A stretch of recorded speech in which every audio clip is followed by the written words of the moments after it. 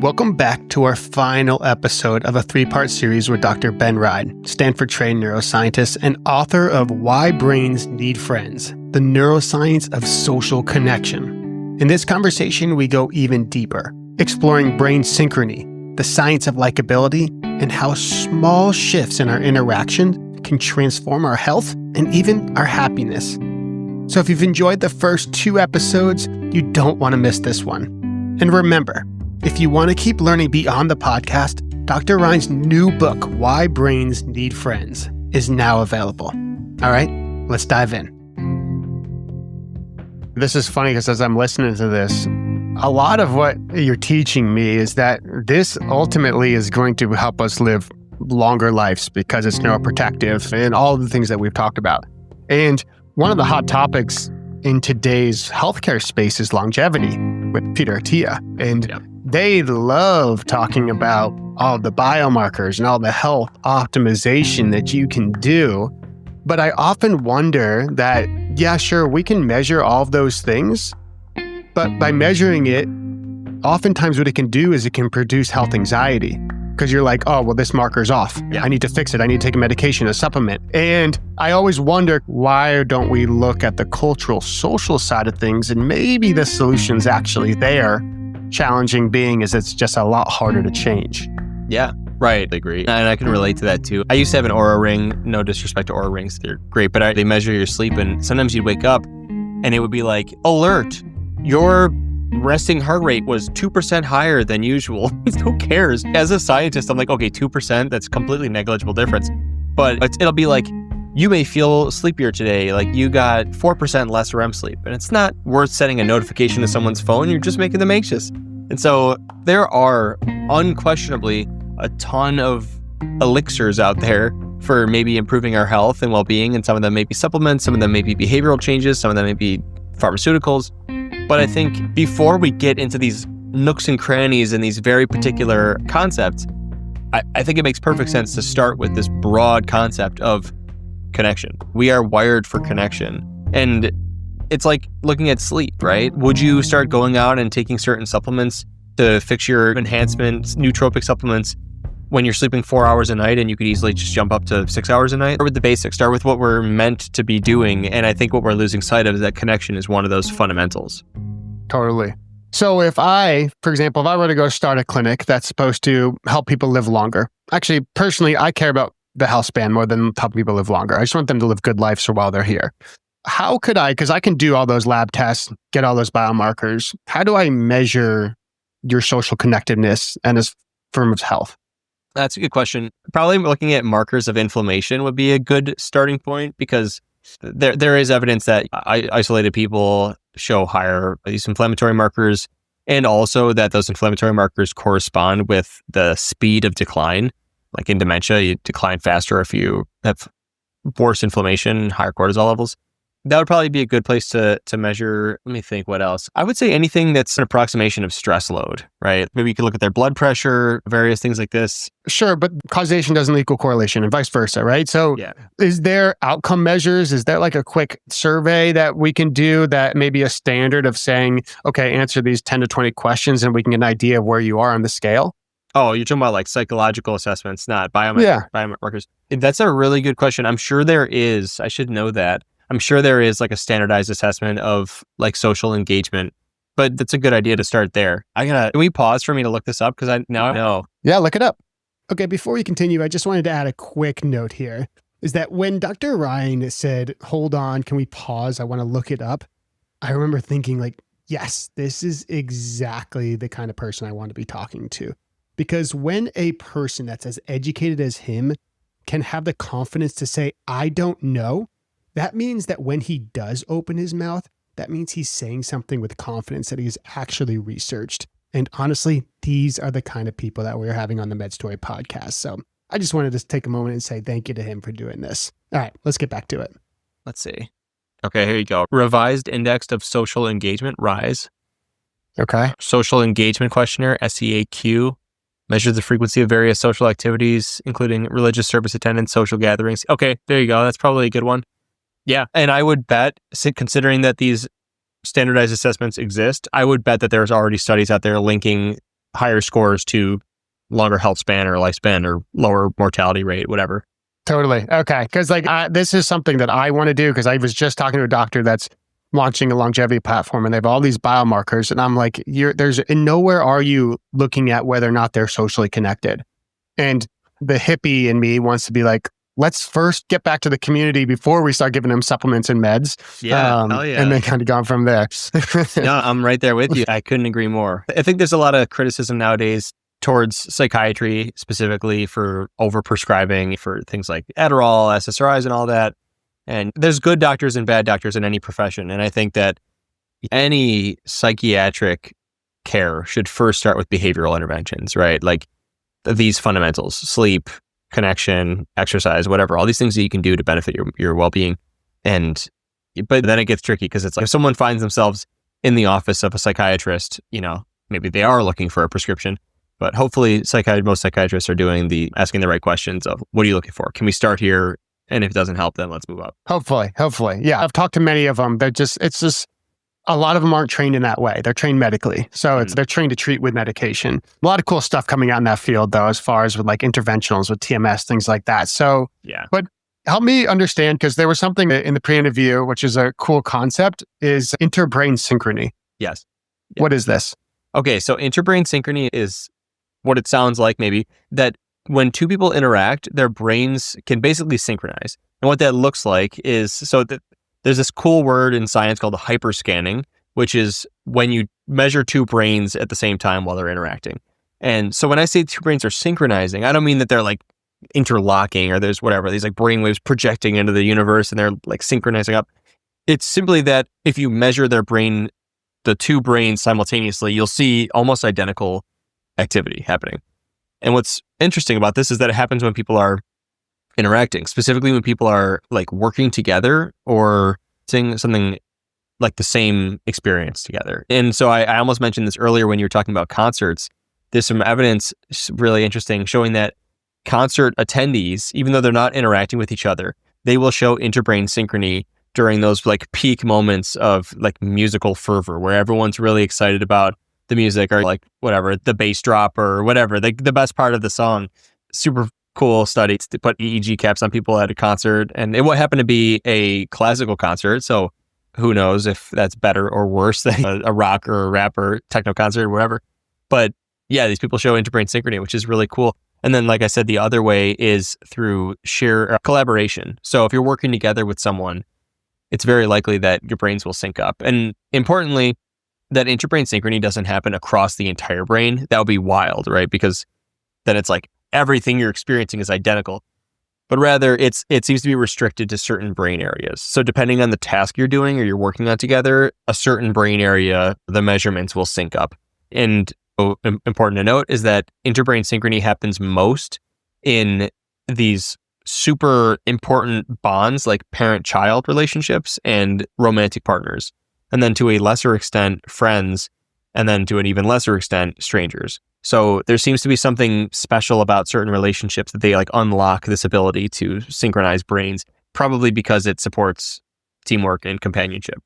So it sounds cool that it happens, but is it actually beneficial? Like is it the idea of the more intersynchrony or brain synchrony we can have, the better off we're going to be? Are there benefits to it? Yeah, it's hard to say. There's a lot of people on the internet, influencers, social media people, they like to lean on this a lot, right? You need more interbrain synchrony. Like when you interact with friends, your brain syncs up. We don't really know, right? And like I said already, interbrain synchrony happens less in friends than romantic partners, right?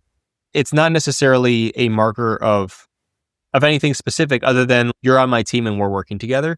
And there is some evidence, though, that on certain tasks, the more interbrain synchrony you show, the better you perform. So it may be a measure of basically how well can you work together. But it's funny because how long have you and your girlfriend been together? Coming up on 4 years. Okay. So yeah, I've been with my wife for 8 years about. And over time, I've found that we've gotten more and more on the same page. And I don't know if you and your girlfriend experience this. It's pretty remarkable. We'll be sitting in the car, driving somewhere. We'll finish a conversation. 30 seconds will pass. And then at the same moment, we'll say the exact same thing. We're like thinking and it just makes me think, man, we've spent so much time together that I think our brains have become so so similar, at least the way we think, right? We have rubbed off on each other. And I would like to believe that in a lot of those moments where I notice that, there's interbrain synchrony occurring. And it might just be a consequence of we have similar brains, and that's what attracted us to each other in the first place, and we spend so much time together. But sometimes it's just so hard to explain, where we haven't talked about that in 6 months, and all of a sudden we both thought of it, and the way we started talking about it was the same. It's so amazing. And I think it's a hypothesis, but maybe that like progressively strengthens throughout the relationship, that eventually you get to a point where your interbrain synchrony is like near constant. But that's a very out there hypothesis. It is an incredible phenomenon. Like the idea of what we commonly call as being on the same wavelength, right? Finishing, yeah. Like appropriately named. It is, yeah. We just didn't realize that is interbrain synchrony. Now, tell me about the science of likability. Yeah. So there is a lot of research on that. And it's so fascinating. It almost makes me think like, it's a little bit like shallow of scientists to be studying this stuff, right? Like, how do I be more likable? The truth is, there's actually a lot of significance to it. There's reason to understand likability. The primary reason, being more likable is good for you. It produces a lot of benefits. People treat you differently, basically, if they like you better. And also, not to mention, if we are in the hunt for more social interaction, better social interaction, for the sake of improving our brain and body health, being well liked is an important element of that. You don't want to rub people the wrong way. And so in the book, I have a whole chapter about the science of likability and what determines how likable someone is for this purpose, so that you can ask yourself, am I doing anything controllable that I should stop doing because maybe rubbing people the wrong way? And it turns out that a lot of it is controllable. Some of it's not. Some people make judgments based on your appearance or even your name. Some interesting research on that obviously being better looking is better for you. People tend to have this like halo effect, the beauty is good stereotype, where they think that if you're good looking, then you're like smart and trustworthy and everything, honest, authentic. But you can't really control that. Technically you can, but I don't encourage people to change their appearance in the hunt for likability, because also authenticity is one of those factors. The more authentic you are perceived to be, the more likable you are. But a lot of the other stuff that's controllable is like, how much are you talking, for instance? So let me ask you, if you had to guess, what do you think the optimal percentage, the distribution of time that you should be spending talking if you want to be more likable? So let's say you're interacting with someone for 10 minutes. How long of that 10 minutes do you think you should be you should be speaking? I'm someone that's thought about this a lot. And what I've learned in my research is that the less talking you do, the better you are. And it's more about asking good questions and getting out of there. So let's say, I'm going to say 30% talking, 70% listening. Okay. So a lot of people think that. But the research suggests that it's actually the opposite. It's not meta-analysis, thousands of participants, but like some small studies that have looked at this question. People generally, the average guess is about 40%. So that people do think they should be speaking less. But it turns out that when they actually did the experiment where they assigned people, hey, you can talk for 3 minutes, or you can talk for 4 minutes or 7 minutes, the more people spend talking, the more likable they were, which is super interesting. And obviously, this is a very delicate thing, because really easy to overdo it, right? It's a delicate threshold between, this person's talking to me, I'm really enjoying what they're saying, but they're not letting me get a word in. I'm trying my hardest to interject, and they're like speaking over me. And that's also reflected in the data, by the way, that extroverts are generally more well-liked, but with the caveat that they have to have high emotional intelligence. So they have to be able to understand, I'm being a little bit overbearing. Let me scale it back. Those are a couple of them. There's also... What was the optimal ratio? There wasn't like a set number, but it was basically that people who spoke 60, 70% of the time even, or 50% were better liked than those who spoke only 30 or 40% of the time. They just scored higher in general. Another thing is body language. So humans do a lot of mirroring without realizing it.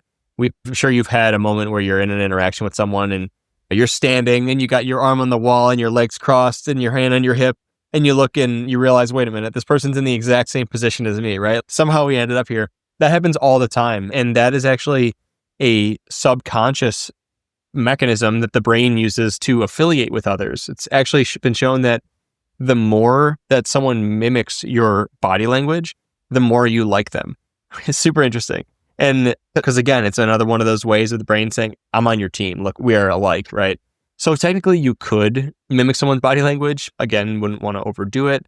There's a lot of these nuances in interaction, right? Like how expressive your emotions or how expressive your facial expressions are, how much you smile, the similarity in your language style. There's a lot of these things.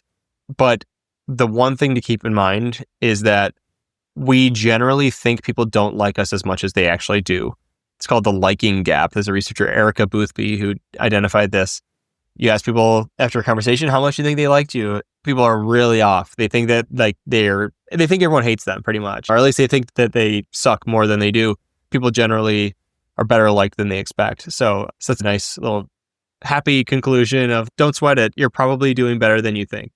I wonder if that's cross-cultural. Yeah, I don't know. That's a good question. I'm not sure that question's been asked. I wonder, like, why do you think we feel, because I've definitely felt that way. I think everyone's felt that to some extent. Why do you think we feel that people don't like us? I don't know. It's so interesting because we have all these like miscalculations. I have a whole chapter in the book on social miscalculations where we suck at a lot of things when it comes to socializing. We're actually bad at socializing. We get in our own way where we think people don't like us, or we don't expect that interactions are going to benefit as much as we do, or we underestimate the value of compliments. We think people are going to reject our social advances. There's all this psychology research showing that we are really bad at making estimates of what interactions are going to be like. And we generally fall in like a negative bias. There's also some really interesting data that if you ask people to rate themselves on a bunch of different tasks or traits, I guess, compared to others their age, right? So like relative to others your age, how would you rate your dental hygiene, right? Like most people would be like, oh, pretty good. I'm definitely above 50. I'm probably 70, 80, 90 percentile. How athletic are you? Like how good are you at cooking? In the study, everybody rated themselves above 50% in every single thing except for socializing. Socializing was the only trait where everybody rated themselves below 50%. They thought they were worse than average. And I don't know what it is. I'm not sure why we think that we're bad interactors, and it's wrong. And it's probably just because social anxiety, right? Everybody has social anxiety to some degree, right? It's good to have a natural caution around what you're doing, right? You don't want to be a total jackass and disrespect everyone and violate their boundaries, right? So you're always questioning, did I take it too far with that? Did I talk too much? Should I not have said that? This is a natural and important part of interaction to keep us in line. But I think maybe sometimes that can cloud our judgment. And I think the answer might be the same reason why we have nightmares about our teeth falling out and showing up in our boxers, right? Because there's just a lot on the line. And maybe it's easier sometimes to not risk it and to doubt yourself. I think it's definitely something that we're going to have to look deeper into for sure. So it's actually interesting because when we talk about, I want to do a quick mini masterclass of how to become more likable, right? And one thing that you were saying, or something that I learned, I actually took a course recently at Stanford, was they talked about status. An example being your CEO is a 10 status, the janitor is a 1 status. And as a human in between, you need to be able to identify where they are in a status and get as close to their level as possible. Meaning you need to elevate yourself up or bring yourself, I don't like saying down, but down to that level in order to actually have a meaningful conversation. And one of the best ways to do that is through body language and tone, right? So if you walk into the CEO with your shoulders forward, all tucked in, hey, how you doing? What's going on? They're going to immediately dismiss you, and it's going to be not a productive conversation. Vice versa, you go to the janitor and you come in all confident saying, oh, what's going on? Not going to be a productive conversation. So from your research that you've done, give me the top 2 to 3 things that someone can do to make themselves more likable with the hopes to have better social interaction. Okay, very easy things, quick adjustments. Number 1, more social touch. Might sound weird. Obviously, you don't want to overdo it and touch people a lot, but generally, since touch is affiliative and if you do it in a proper way, you're laughing and you touch their forearm or something like that, or not in a weird way, that can be super, super helpful for supporting connection. There's amazing studies where they find that if a waitress is like serving a table and they touch the person they're serving just for a moment, tap a finger on their shoulder, they get significantly higher tips. For some reason, touch builds connection.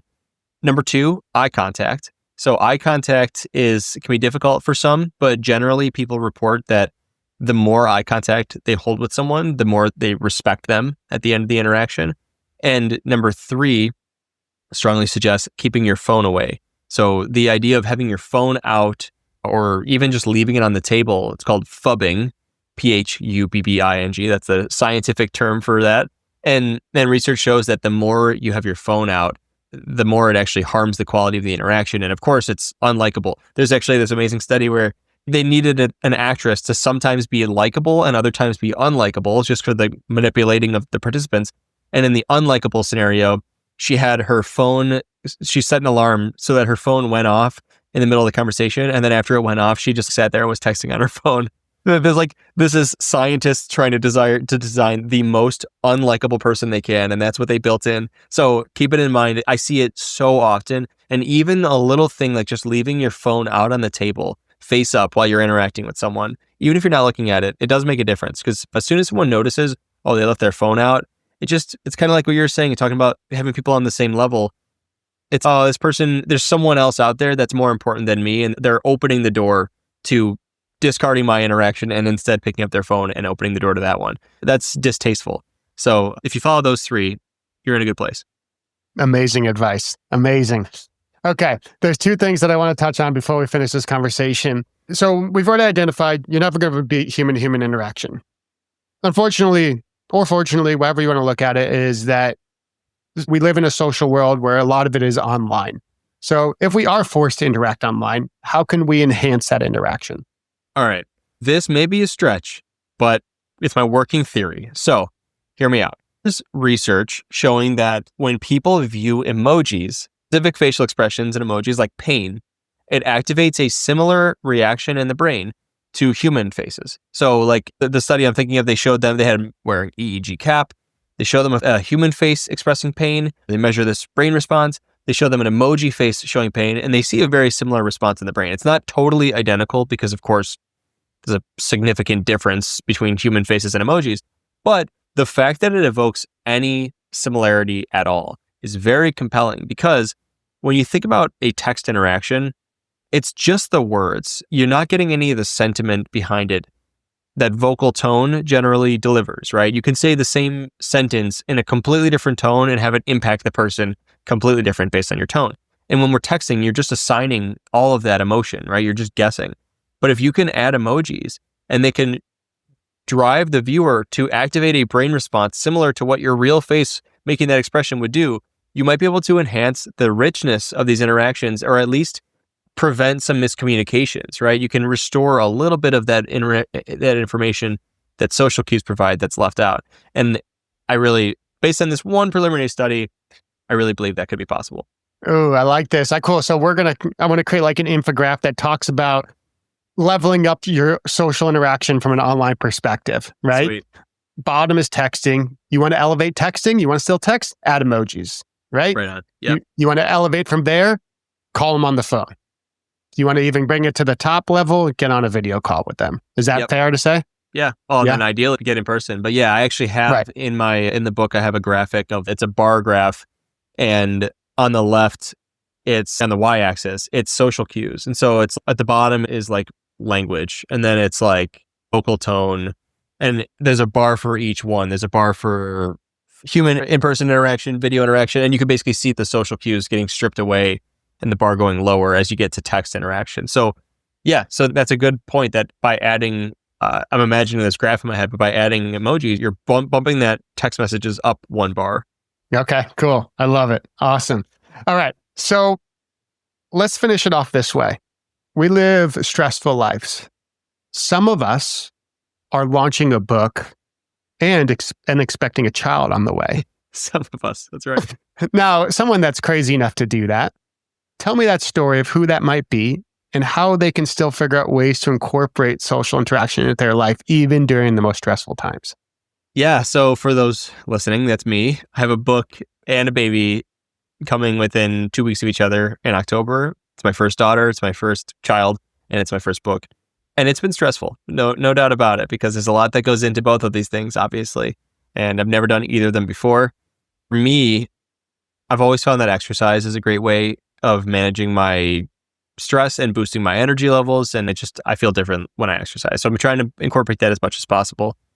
But also I have to practice what I preach, right? I just wrote a whole book around the value of interaction. And when I can say when I wrote the book, I spent a lot of time alone with my computer and I felt horrible. And so it's been amazing that I'm now in this new phase of the book where the writing is done and now I'm into having conversations about it. And so I'm restoring that interaction, but still, as much as I can, wherever I have free time, I do try to make room for friends and things going on. And luckily I have a very busy period of life where my brother-in-law is getting married this month. My wife is having her baby shower. I'm having my diaper party. My friend's 1-year-old is turning 1. It's her birthday party. So I have a lot of events going on, which is good. It's funny though, because it's this is perfect. I'm getting all this interaction, but at the same time, it's so preset that it's just adding another thing on my calendar and making me even more like chaotic in my head. I just don't say no, I think is what it comes down to. And I'm very fortunate to have a large social network. Like I said, I'm an extrovert. I love my friends. I have a lot of friends. And I'm fortunate enough that people will text me and say, hey, you want to get together, grab a beer, whatever, this or that. And I don't say no. Or at least I try not to, unless I have a clear conflict. And that serves me well. It can get in the way of important things and work, which sometimes is important, sometimes not. But just always being open to it, brings me a lot of sanity, especially at this unique junction in my life. I love that.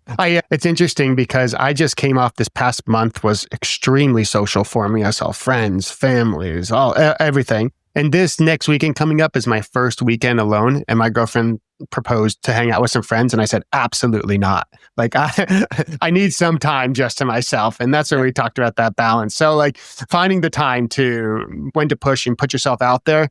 But like you said, I think oftentimes we underappreciate the value of still going and interacting with others.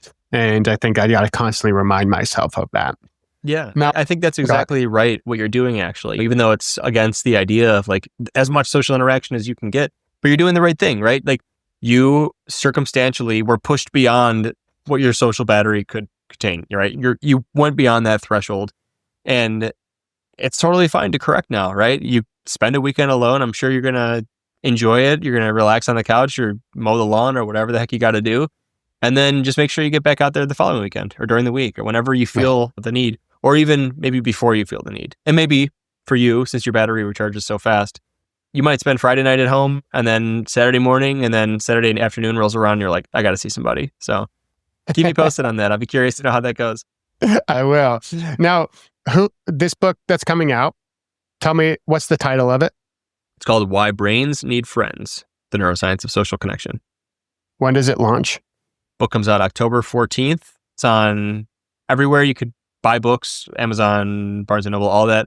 And it's also available in audiobook. And I did narrate the audiobook myself, which was fun. And who is the book for? I already had to make this decision when I wrote my dedication in a way. And the dedication reads, for all of those who have struggled with loneliness and for everyone who showed them the way out. And my publisher has always also asked me the same question. Who's this book for, right? Who's your like target reader? And I'm like, everybody. And they're like, shut up. Everybody says everybody. But we're all social animals and we all exist in communities and we're all struggling with the same societal changes that are driving us into isolation. And ideally, this book is for people who are really isolated and don't understand what it's doing to them. I'm hoping that maybe it's also just for people who enjoy learning about neuroscience and learning about the brain, because there's a ton of fascinating stuff in there, but I don't know. I guess I still haven't put my finger on it yet. It's the only people it's not for are those who already socialize plenty and understand that it's good for them. If that's you, then this book, I don't know. It'll probably be interesting, but it's not going to change your life. For all the other ones, it absolutely will. Oh, amazing. Like the work that you're doing, this kind of stuff, it's been interesting for me because I've now interviewed hundreds of different doctors, and this specific topic area and your area of expertise very much overlaps with things that I'm passionate about. And I really thoroughly enjoyed this conversation. So I just appreciate you spending the time. And like, I'm excited to see what me and my team kind of create from this, because you just gave us a ton of gold to work from. Awesome, man. Yeah, thank you for saying that and for caring about this stuff. Obviously, I care about it too.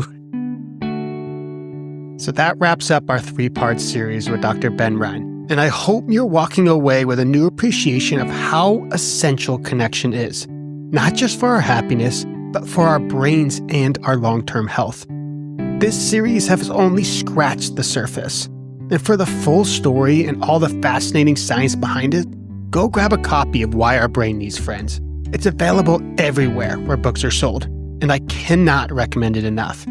Dr. Rein's work is so powerful, and it's a reminder that friendships aren't just nice to have, they're a fundamental part of being human. Thanks for listening to the MedStory podcast. We'll see you in the next one.